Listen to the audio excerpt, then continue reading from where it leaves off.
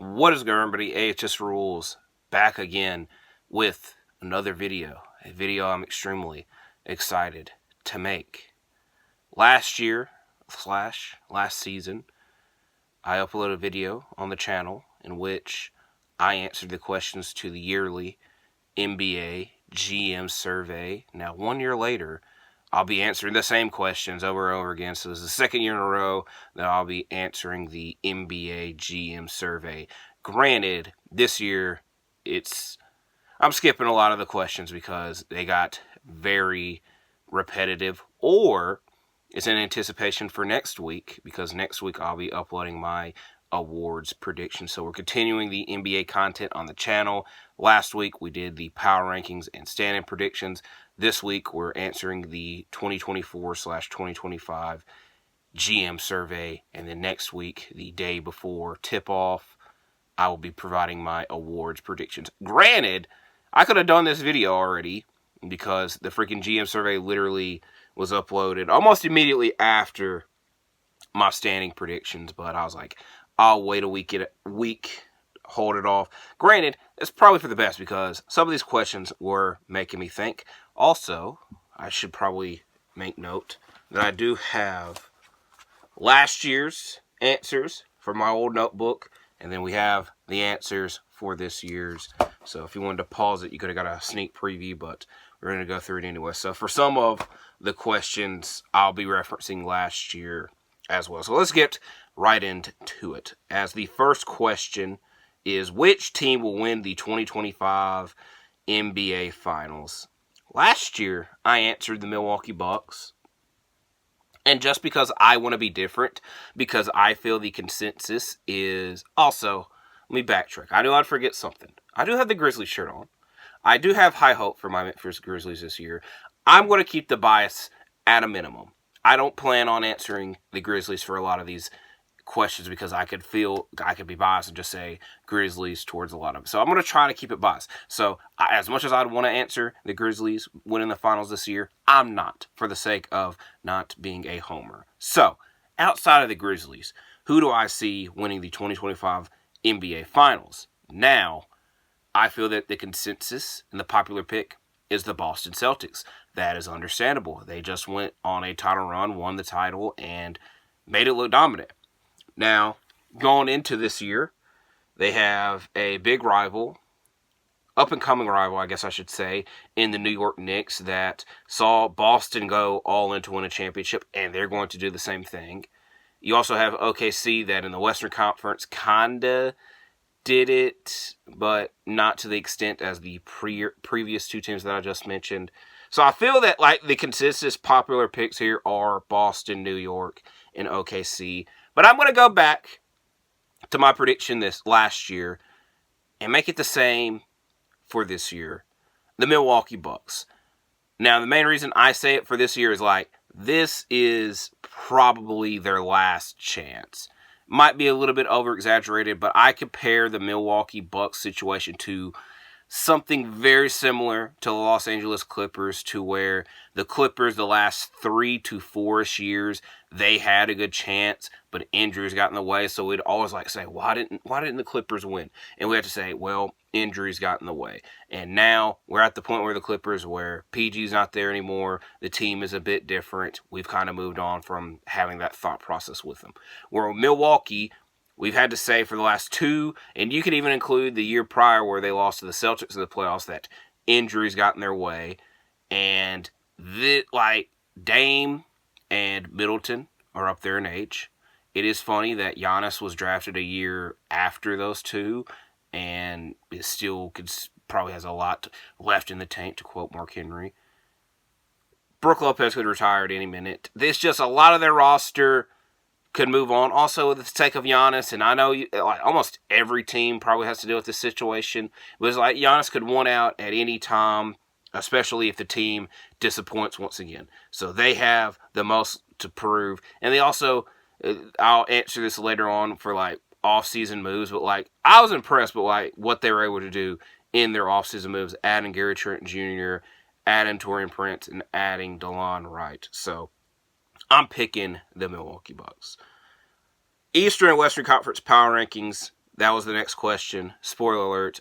It's not even really a spoiler alert. I filmed that video last week, so I'm not repeating myself. MVP. Now, that is the main attraction for my award predictions video. So I'm not going to give up my straight up answer, but I will say my top candidates: Shai Gilgeous-Alexander, Luka Doncic, Anthony Edwards.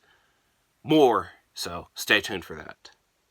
If you were to start a franchise, who would you sign? Victor Wembanyama is my answer.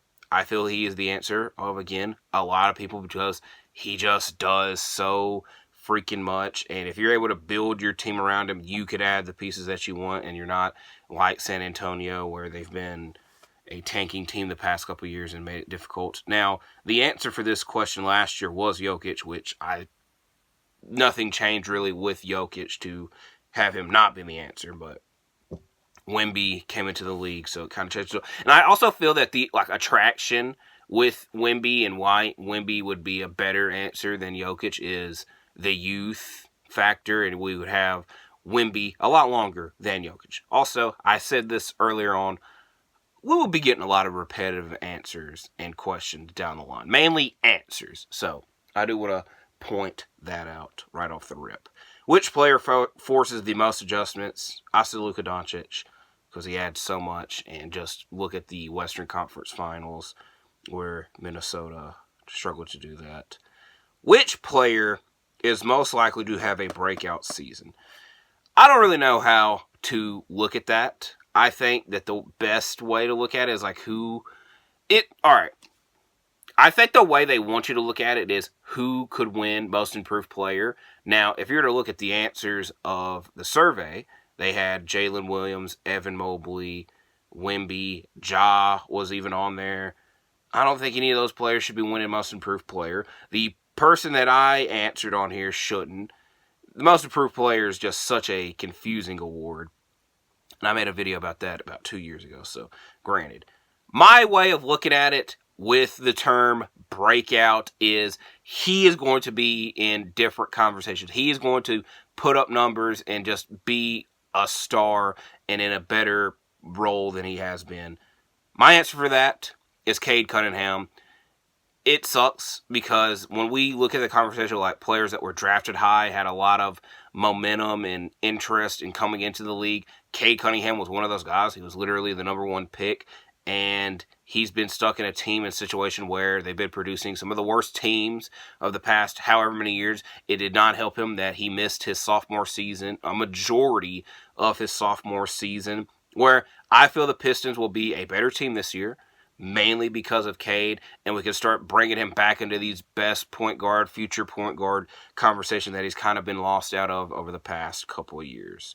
So that's my answer for that. Now, what is funny about that is I had him in the quotations of last year, with my main answer being Desmond Bane. I was homer pick.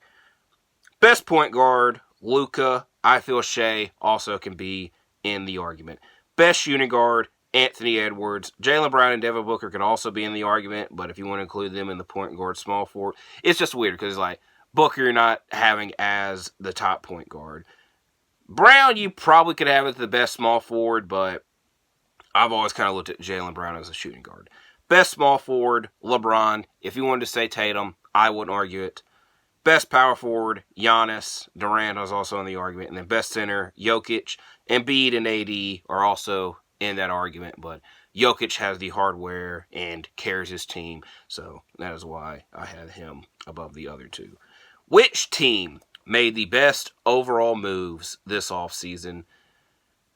I said the Knicks because they added Karl-Anthony Towns and Mikal Bridges, two players that they've probably been coveting and just all-star, or one was an all-star, and another is an all-star level player. Just they added players to the team that they really wanted. OKC is also a good answer because they were the number one team in the Western Conference last year and made improvements in several categories. Milwaukee Bucks, I already talked about it earlier that they had little to no wiggle room to improve and did so in my opinion. Which one player acquisition will make the biggest impact? I'm going to say Karl-Anthony Towns because he's probably going to be the second option for the Knicks, potentially the first option, depending on how much attention Brunson gets, and but Brunson's the guy in New York, so that'd be different. But I also said Hartenstein because with OKC, you could do several different lineups, but I feel a dangerous lineup for them would involve Chet and Hartenstein playing together. Also, Paul George obviously has to be involved with this because when you look at it from the Sixers' perspective, I know I've kind of been not the highest on the... I'm not going to say, the Sixers will be a good team. It's just, when you look at their track record, and when you look at Paul George's track record, it's somewhat similar. And two wrongs don't always make a right. And I just kind of feel that's how this experiment and transition might go. Granted, when you look at Embiid's previous duo partners, excluding Jimmy Butler, because that just lasted for such a short time period. So, Ben Simmons and James Harden. Ben Simmons was mostly all defense, little offense. Harden was mostly offense, little defense. Where PG should be adding both of those things. Also, looking at the previous question and this one, DeMar DeRozan and the Kings I wanted to throw into the mix because they essentially upgraded from Harrison Barnes to DeMar DeRozan and didn't really do much of it. But I'm still a little bit weary with their defense and how that might transact to the team. Most underrated player acquisition. Kentavious Caldwell-Pope, I feel, should be the top answer.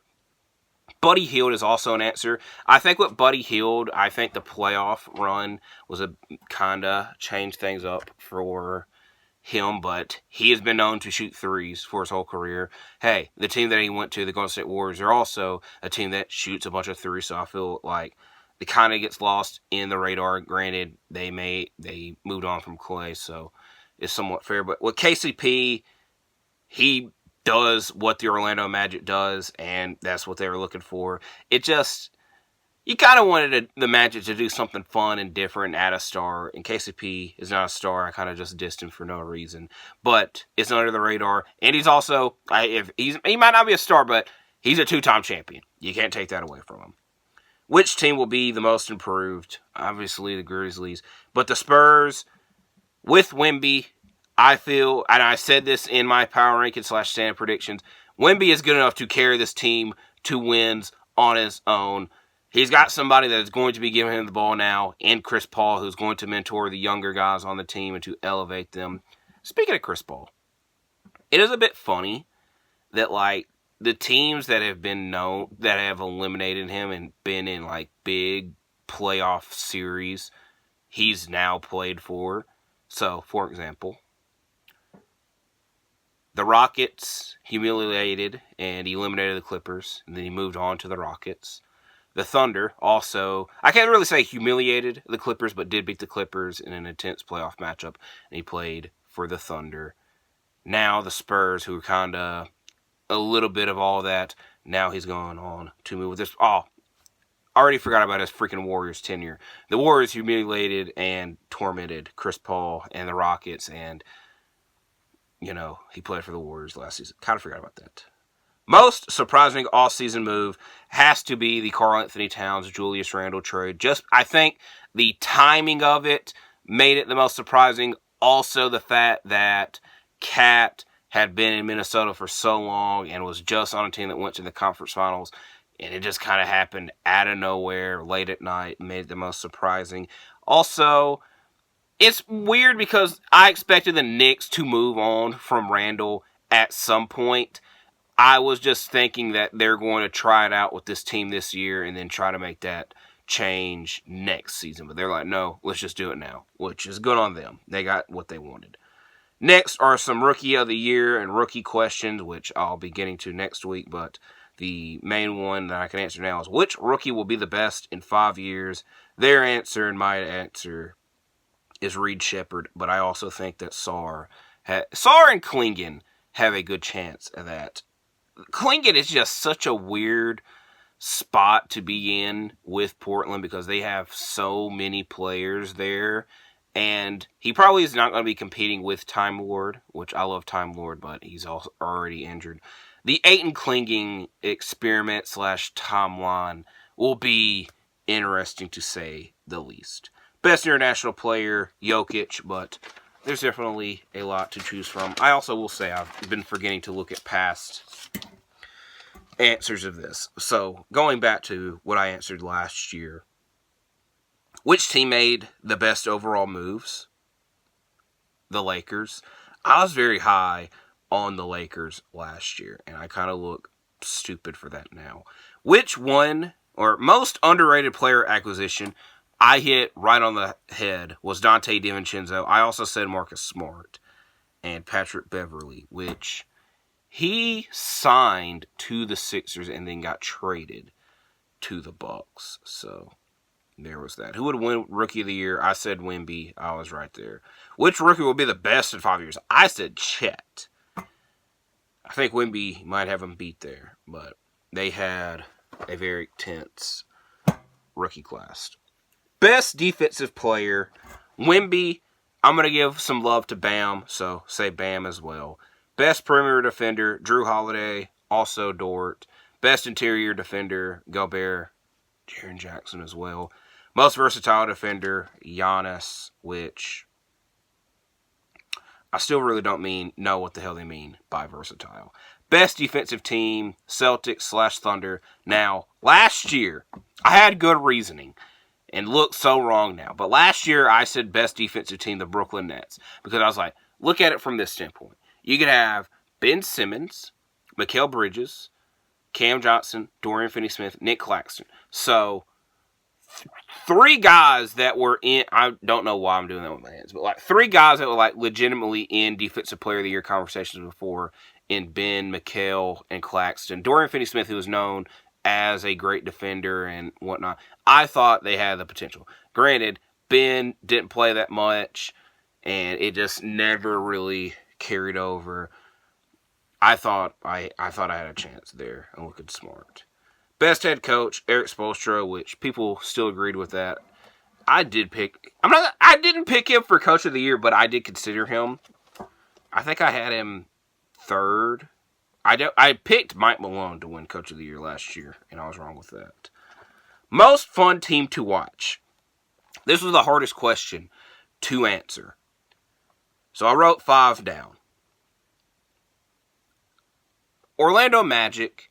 I think the aesthetics and the fact that we're in such a youth movement with Orlando and it's just not stagnant and boring isn't really the right word, but there's just such a long time period for the Magic where it was just same old crap all over again. So to see a bit of a change now and that they actually have a star in Paolo, it's fun.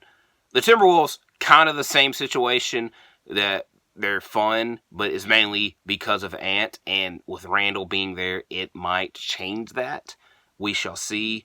The Knicks provide the most fun games and fun atmosphere with it being at MSG, which also the next question is best home court advantage, and I said the Knicks.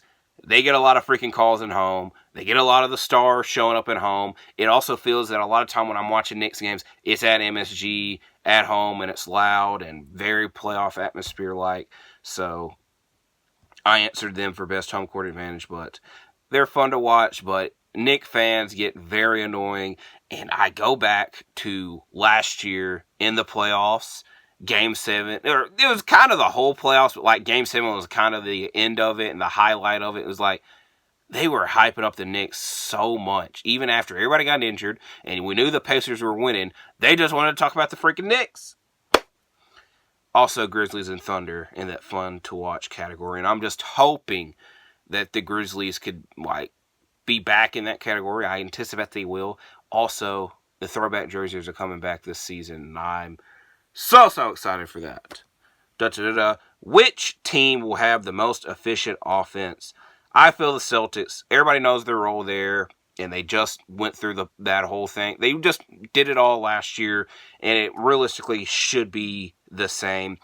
If all goes right and according to plan, Dallas should be in that situation, but I do think adding Klay Thompson into the mix, and I know this is an offensive question, but finding out who's going to do what defensively, at some point Dallas could be the answer to this as well. This I'm about to go on a long tangent because I don't know when I'll have the chance to do it again. But which team's success is the toughest to predict?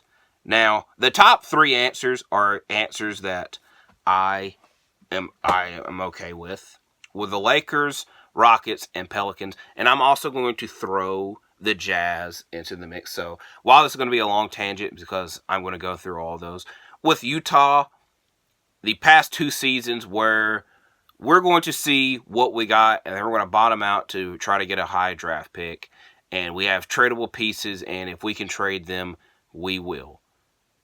This will be their 3rd year in a row that they're probably going to do that. And that's not really fun basketball and something that you want to see.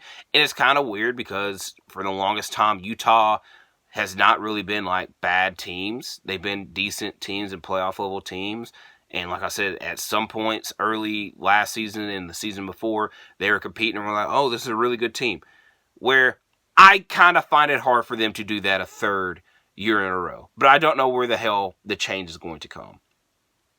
The Pelicans, the Ingram situation is weird. It needs to be figured out. But what also needs to be figured out is the damn center position. And at this rate, it kind of seems like they're going to be in the same spot that they've been in for the last however many years. It's just they added another high contracted player in DeJounte Murray. The Rockets, a change will need to be made. Who and what that change will be some type of, I don't know. I was going to say it should be a trade. I don't know. The Lakers, this is where the tangent comes. Because I've been thinking of this. And this is a great time to mention it with the Lakers. Since LeBron has came to LA, and this is just my opinion, the Lakers / LeBron have went into every season with a storyline. Or a situation abroad. Year 1, LeBron left the Cavs. He's finally coming to the Western Conference. Can he compete in the West? Can they add another star to the team?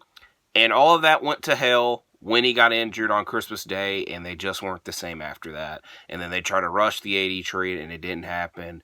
And they're like, we'll just try again next year. And they tried again the next year, and it worked out because they got AD. And they made it to the finals and won the finals. However you want to judge that championship, it's a championship. They got rings from it.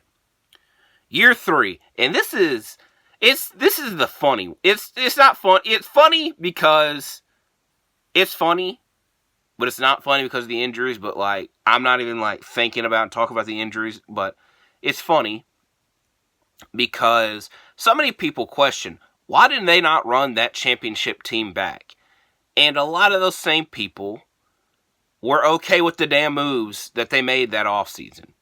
Because they moved on from Rondo, Danny Green, Dwight Howard, and JaVale McGee to add Dennis Schroeder and Montrezl Harrell, the 6th Man of the Year and the runner-up to 6th Man of the Year. And I know I said that backwards, but if you want to get involved in that argument, you could. Marc Gasol and Wesley Matthews, who all at the time, the consensus was they're better than what they had. Granted, injuries got in the way, and the season went to hell after that. So, you can say that this season, this was season 3, that they're at the gates of hell. Season 4, they opened those gates up and jumped right into it because injuries got in the way, and oh yeah, we made this massive trade to acquire Russell Westbrook, and it just did not work out whatsoever. I still have thoughts on it because I'm a Westbrook fan, so I'll hold my thoughts on it. Year 4 was kind of like, how the hell do we get out of this Westbrook situation? But the main thing for the longest time was, oh, LeBron is very close to breaking the scoring record. Is he going to break it? And then he finally did. And it was funny because literally the next day, they're like, oh yeah, we could get rid of this Westbrook situation. And they made the trade to acquire D'Angelo Russell and Jared Vanderbilt. And then they made the conference finals. That next year, I will admit, the most boring out of all these storylines and situations because they're like, we did not overachieve. We're going to run this same team back and try to win off of it. And it literally stayed the same, except they just lost to the Nuggets a lot earlier and at least got one game off of them. Where now, going into this year, the Lakers don't really have a story. The story is with LeBron again. and that he finally gets to play with Bronny and make history with that. And my bold prediction for next year is that LeBron is planning on retiring next year because it's going to be year 23. Hey, guess what? He wears number 23, and he doesn't want playing with Bronny this season to overshadow that next year. Granted, something might get in the way of that, and he retires early. Hell, he might do what I would probably do and just stay forever and take a lesser role because I'm LeBron. People are going to hire me. I don't know if he would want to do that for his legacy. I hate that word so much. Now, I just wanted to get that off my chest because I have been thinking of it. But with the Lakers, they're the toughest to predict because it's just, you don't really, with LeBron and AD, you kind of find it hard for them to be satisfied and be an 8th seed. Are they going to make trades to try and improve because they could have and should have done that by now, and they haven't. So, I did go on a long tangent there, but at least it was planned, and we only got 2 more questions left. The next one is, which team has the most promising young core? I'm saying the Rockets because you could go down their roster, and it's extremely impressive. And I didn't say OKC because they're in contending ranks. You can't really be a contender and be a young core anymore, especially when your best player has been in the league a hot minute in Shea. Last question I'll be going over. Who would you want taking the last shot? I'm saying Luka. I've seen way too many times where he dribbles and gets the shot off and it goes in. Game 1 in the playoffs, or game 1 in the conference finals against Rudy. There's so many instances. There's the one in the bubble against the Clippers. It's hard to stop him. I also will say Jokic because it's hard to stay in front of Jokic one-on-one, and he can probably get the shot off over anyone. Going back to last year's survey, I did answer OKC for most promising young core. I said the Sixers were the toughest team to predict because of the James Harden situation, which was fair. And they did make the playoffs, but their season got extremely more confusing due to Embiid's injury. I said the Nuggets for best home court advantage. I kind of moved on from that considering they lost 3 playoff games to the Minnesota in the playoffs, including a freaking Game 7. Most versatile player, Anthony Davis. Which change will have the biggest adjustment? This year was the second apron. Last year was the 65 games for the awards. So, yeah, there is that. This is a very fast 30 minutes, but we went through a great majority of the 2024/2025 GM survey, and I had a lot of fun answering that. Like I said, NBA content is coming out on the channel because the season is fastly approaching. Last week, we did the power rankings. This week, just right now, we finished the GM survey. Next week will be the second annual NBA AHS Rules Awards. I've had a whole year to come up with a better name. That is not the greatest name, but I do like saying it and have a lot of fun saying it. So, next week's video, I'll provide my predictions for the yearly NBA awards, and then my own awards, the NBA AHS awards. So, if you don't know, you'll find out next week. So, we'll have that video out the day before tip-off, and then I'm not going to do another video. That way we can enjoy the basketball as being played, and then we'll come back together to talk about it down the road. So, I do appreciate y'all for watching this video. Please leave a like, comment, and subscribe, and I'll see you in the next one, because I'm out. Bye-bye.